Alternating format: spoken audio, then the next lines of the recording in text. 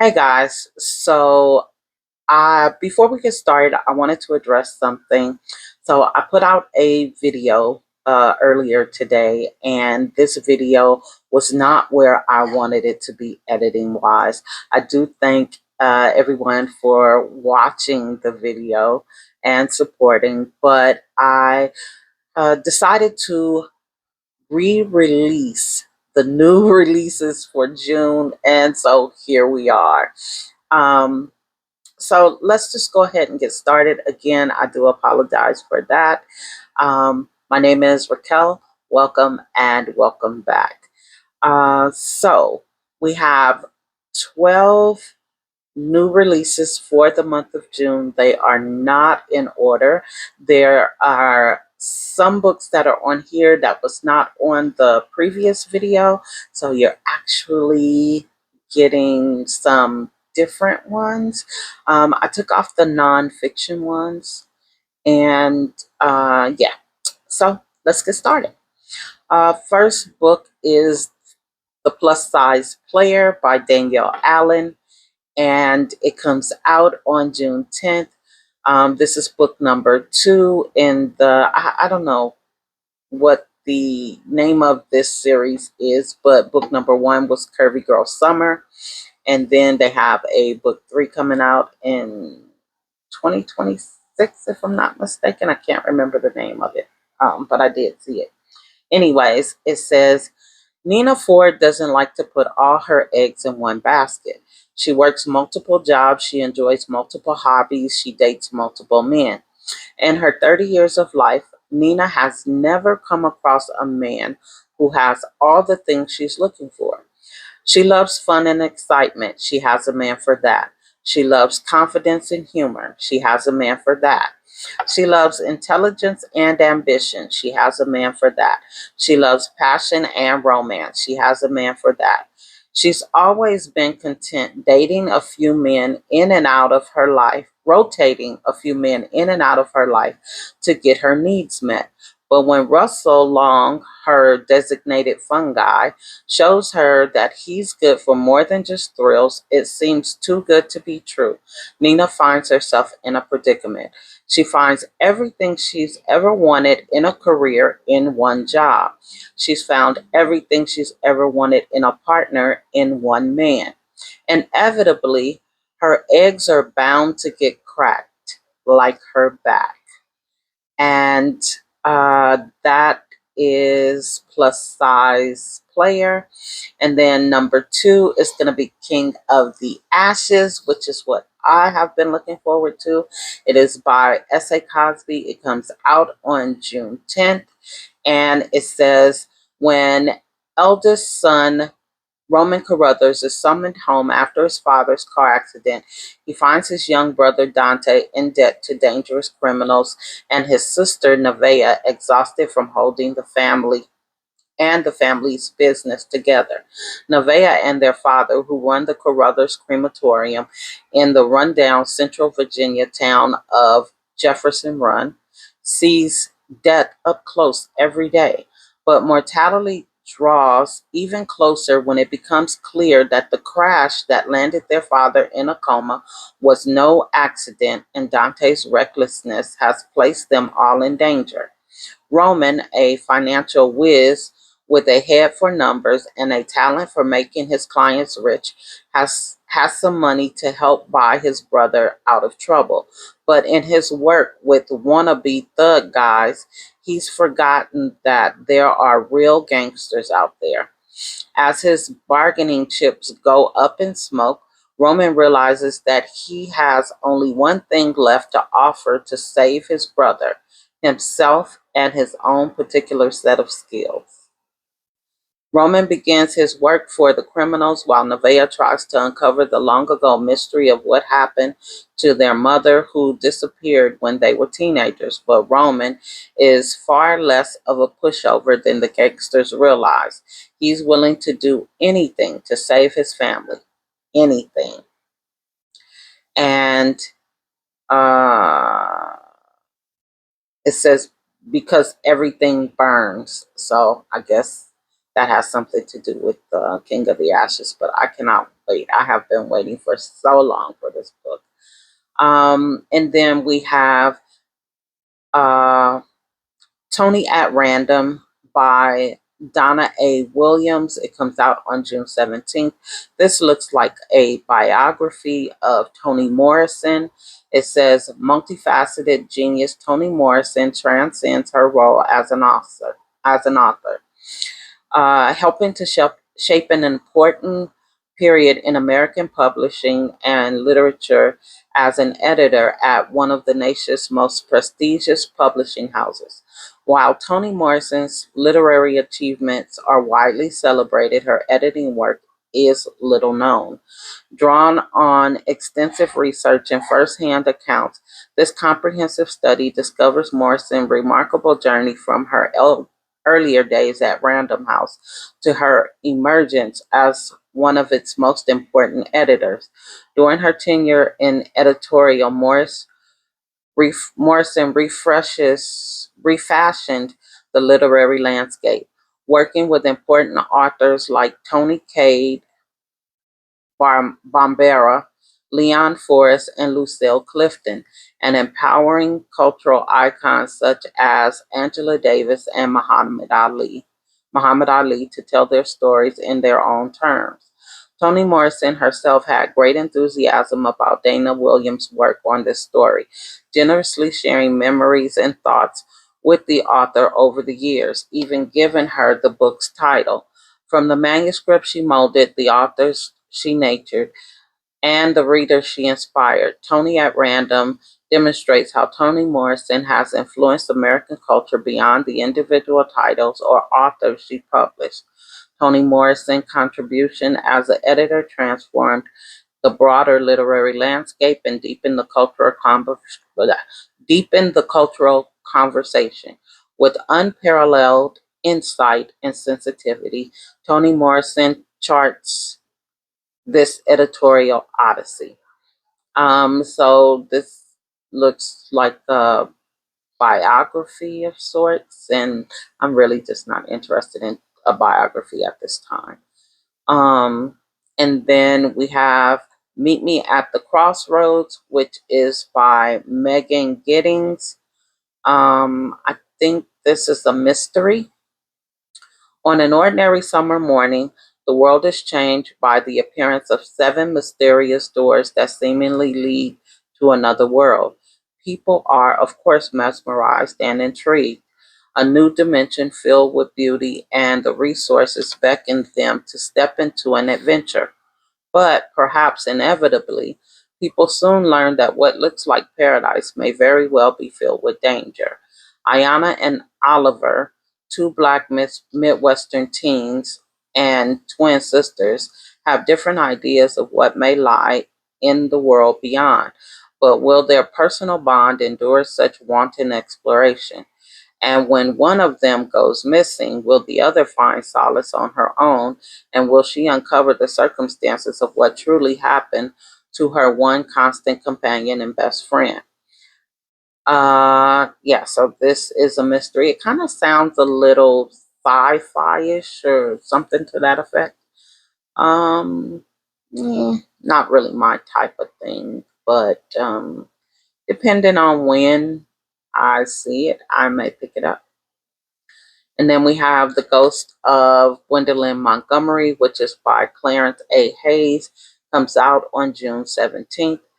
It says, to be a client of Gwendolyn Montgomery, a New York most powerful publicist at Sublime Creative, is to be infused with a certain oomph, a mysterious glamour. She seems to have created the ideal life with her handsome new boyfriend, the perfect match. But Gwendolyn has a legion of long buried secrets that could unravel everything.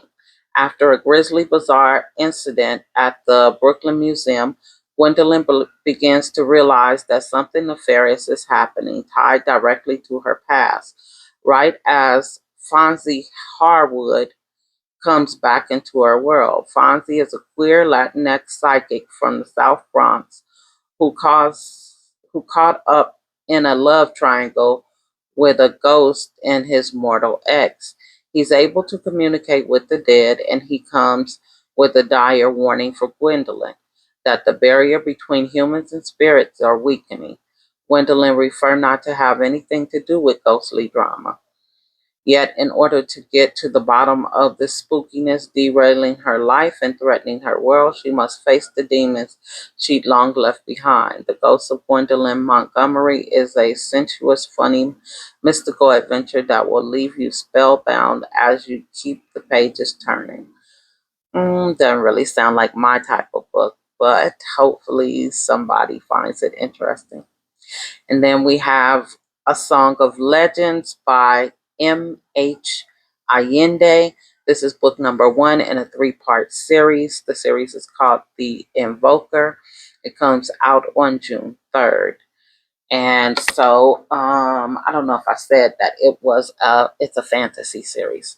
So it says the people of 9 lands know their history. The kingdom once belonged to the Skate people until their gray blood servants rose up and slaughtered them. King Akiki and his warlords laid the claim to the realm by defending the rebels and driving them out of the Feverlands. Now, thousands of years later, attacked by the Greybloods are rebuffed by the Invoker clan, warriors of noble blood who summon their ancestors to fight with them in battle. But the war has gone on for too long. A general draft is called to take the battle to the Feverlands and defeat the Greybloods once and for all, a plan that seems doomed to fail. When Timmy, a commoner, accidentally invokes the powerful spirit, she believes it could be the key to ending the centuries-long war. But not everything that can be invoked is an ancestor, and some of the spirits that can be drawn from the ancestral realm are more dangerous than anyone can imagine. Um, it reminds me of, what is the name of that other? There's another series I think probably came out. Well, I just heard of it last year. I don't know. But it reminds me of that one, but that one has dragons in it. So I don't know what it is about this one that reminds me of it, but it does. And then we have The Girls Who Grew Big. I am looking forward to this one. It comes out on June 24th. It is by Leila Motley. Leila Motley, if you don't know, is the lady who wrote Night Crawling. And so, although I have not read Night Crawling, I am still interested in this one. And so it says Adela Woods is a 16 Adela Woods is 16 years old and pregnant. Her parents banished her from her comfortable upbringing in Indiana to her grandmother's home in a small town in Padua Beach, Florida. When she arrives, Adela meets Emery, who brings her newborn to high school, determined to graduate despite the odds. Simone, mother of 4-year-old twins, who weighs her options when she finds herself pregnant again, and the rest of the girls, a group of outcast young moms who raise their growing brood in the back of Simone's red truck. The town thinks the girls have lost their way, but really they're finding it, looking for love, making and breaking friendships, and navigating the miracle of motherhood and the paradox of girlhood. Um, I am super interested in this. This sounds good. It sounds like a coming of age, teenage um, pregnancy, and I am just curious to see what happens in this because I'm losing my faith in synopsis. Because I just come across books, and once I read the book, and I'll go back and read the synopsis, and believe me, it is nothing like what it says. So we'll see. And then we have The Great Black Hope, which I am also looking forward to. It's by Rob Franklin. It comes out on June 10th. It says an arrest for drug possession on the last day of the sweltering New York summer leaves Smith, a queer black Stanford graduate, in a state of turmoil. Pulled into the court system and mandated treatment, he finds himself in an absurd but dangerous situation. His class protects him, but his race does not. It's just weeks after the death of his beloved roommate Elle, the daughter of a famous soul singer, and he is still reeling from the tabloid spectacle, as well as lingering questions around how well he really knew his closest friend. He flees to his hometown of Atlanta, only to buckle under the weight of expectations from his family of doctors and lawyers and their history in America.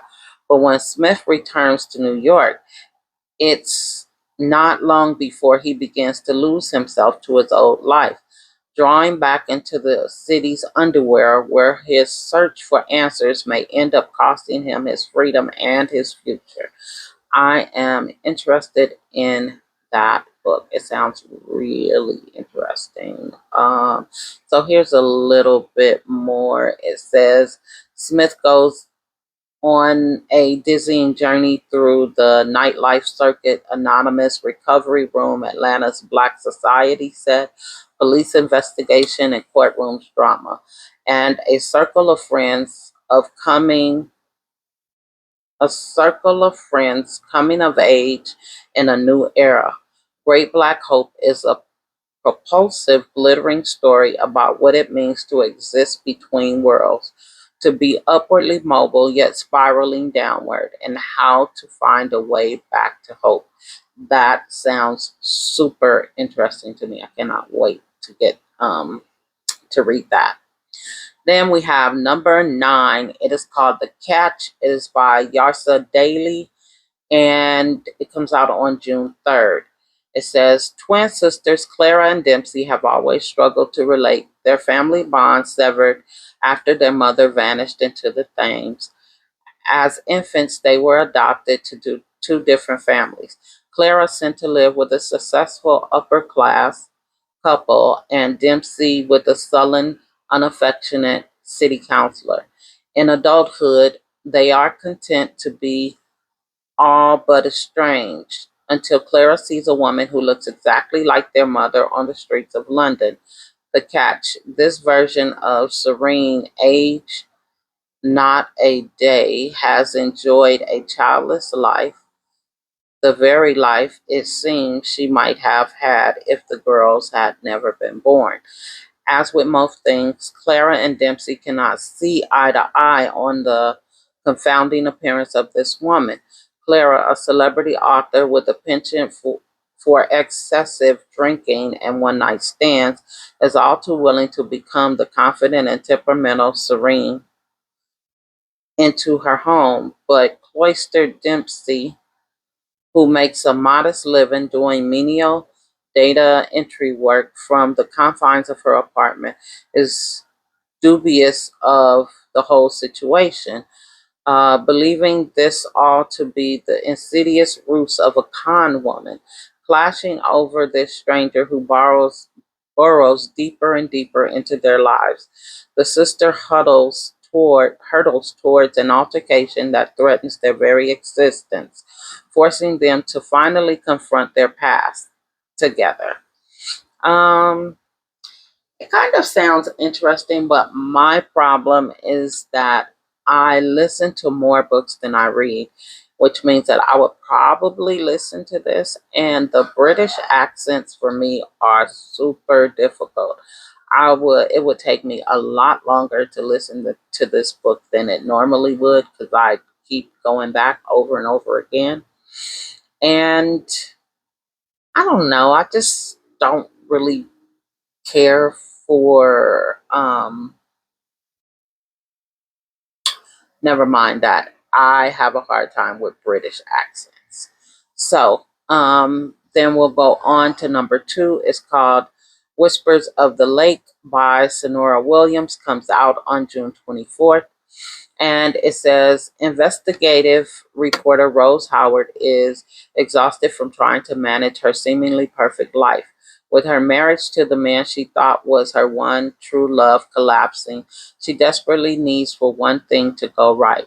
While striving for a promotion to senior reporter, her efforts are interrupted when she learns her former best friend and travel vlogger, Eve Castillo, isn't responding to attempts to contact her at the North Carolina cottage she's reviewing. Rose knows Eve can be flaky and irresponsible, and after Eve breaks the ultimate ethical friendship code and crosses boundaries to the point of no return, Rose wants nothing to do with her. Still, Rose heads to the tranquil small town of Sugar Hill. Rose soon discovers that Eve has vanished without her purse and passport, even after booking a trip abroad. The personable cabin owner accounts of Eve's stay just don't add up, and most of the town's initial hospitable inhabitants become increasingly less helpful. Rose's instincts tell her the solution lies somewhere in Eve and Sage Hill Pass. To get answers, she'll have to ask inconvenient questions, stumble into shocking truth, and face vicious attempts on her life, but some truth are best left alone, and secrets Rose never saw coming could easily sink her and her future without a trace. That sounds like a really good mystery. Maybe, maybe, maybe. And then The Great Man by Kyra Davis Laurie. It comes out on June 10th. Now, I did not read the whole synopsis for this, but the first part of it definitely caught my attention. So after the first part of it, we're going to be figuring this out together. So it says, in 1945, Charlie Trammell stops off a cross-country train into the vibrant tapestry of Los Angeles.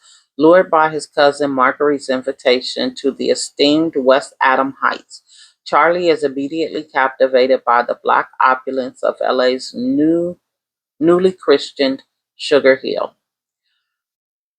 Setting in at a local actress' energetic boarding house, Charlie discovers a different way of life, one brimming with opportunity from a promising career at a black-owned insurance firm, the absence of Jim Crow, to the potential of an unforgettable romance, but nothing dazzles quite like James Reaper Man.